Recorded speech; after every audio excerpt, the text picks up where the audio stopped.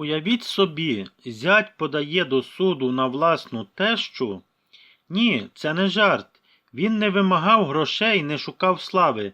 Він хотів лише одного – вибачення. Що ж такого вона сказала, що змусило його зробити такий крок, на який мало хто наважився? А найцікавіше, чим усе закінчилося?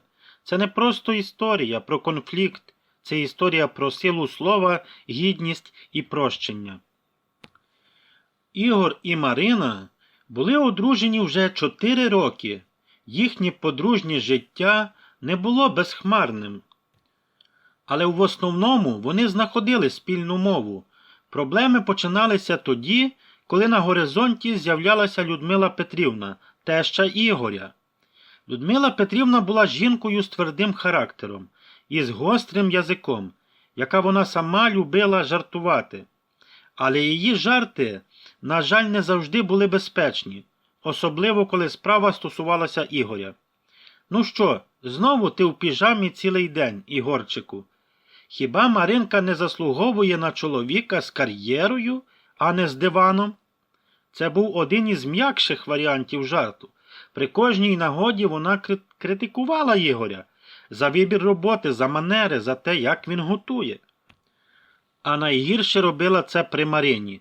І хоча вона з часом просила маму бути обережнішою в словах, та лише махала рукою теща і не слухала.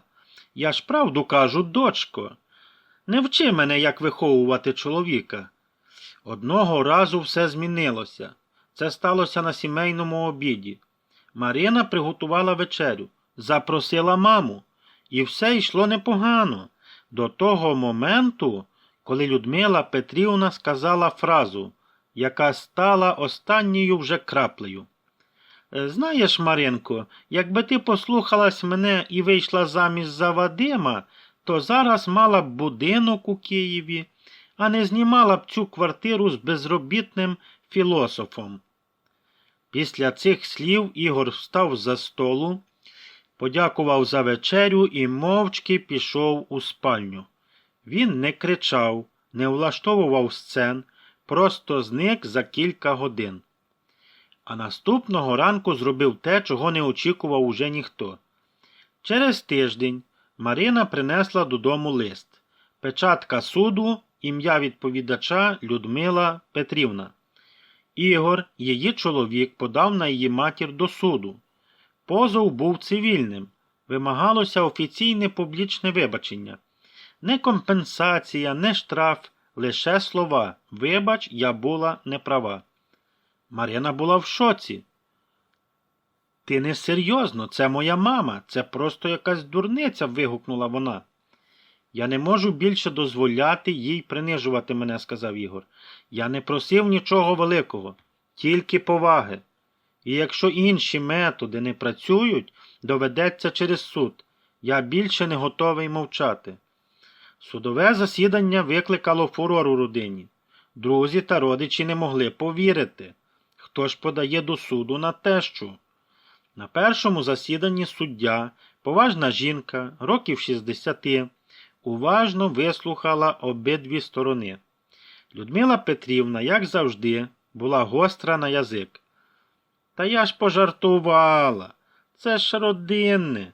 Та ми так завжди один одного підколюємо. Ну що я такого сказала?» Ці жарти тривають роками і жодного разу не були веселими. Вони принижують мене перед моєю дружиною. Це не гумор, це образа, відповів Ігор.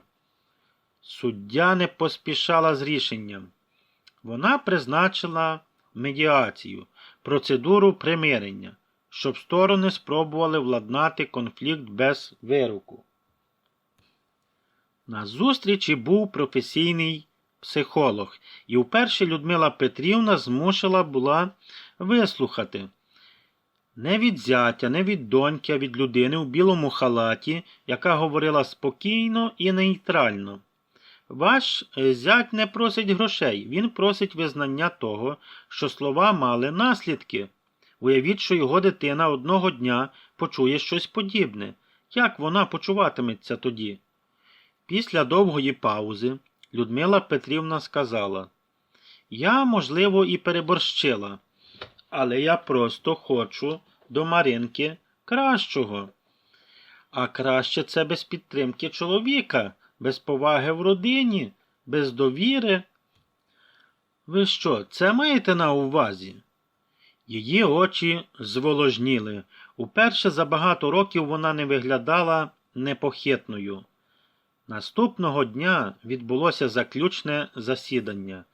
Ігор міг наполягати на формальному рішенні, на письмовому вибаченні, але коли суддя запитала його про фінальну вимогу, він мовчки підвівся. «Я знімаю позов», – сказав Ігор, – «теща не повинна вибачатися. Вона вже все зрозуміла, я бачив це в її очах». Суддя лише кивнула, ніби зрозуміла більше, ніж могла сказати словами. Після суду вони сіли в невеличкому кафе неподалік. Ігор замовив чай, Людмила Петрівна – капучино. Було тихо. «Знаєш, Ігоре, я думала, що ти слабак, бо мовчиш, бо не сваришся, але сьогодні я побачила, що ти сильніший, ніж я думала. І не через суд, а тому, що зміг стриматися, не зганьбити мене і пробачити».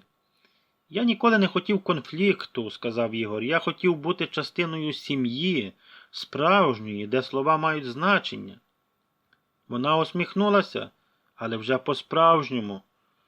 «Ну тоді вітай у родині». «Свою тещу? А я буду вітати свого зятя». Через рік у Ігора та Марини народився син. Людмила Петрівна стала найтурботливішою бабусею, а коли хтось із сусідів спробував пожартувати над Ігорем, вона грізно відповіла: «Обережно зі словами. Це вам не просто хтось, це мій зять. Один із найкращих чоловіків, яких я знаю». А Ігор, він просто усміхнувся.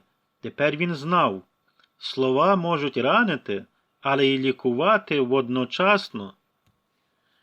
І тепер уже нарешті він побачив у своїй тещі хорошу і добру людину. І навіть одного разу пішов на базар, і що ви думаєте? І купив для своєї тещі цілий букет троянд. Їй було так приємно, що другого дня вона прийшла до свого зятя і каже: «Ігорю, я спекла тобі торт». Ігор подивився на Людмилу Петрівну і каже: «Знаєте, а тепер мені це все вже подобається». Ось так, друзі. Якщо вам сподобалася ця сімейна історія, поставте лайк цьому відео. А ми з вами зустрінемося вже у наступній, не менш цікавій історії. На все добре.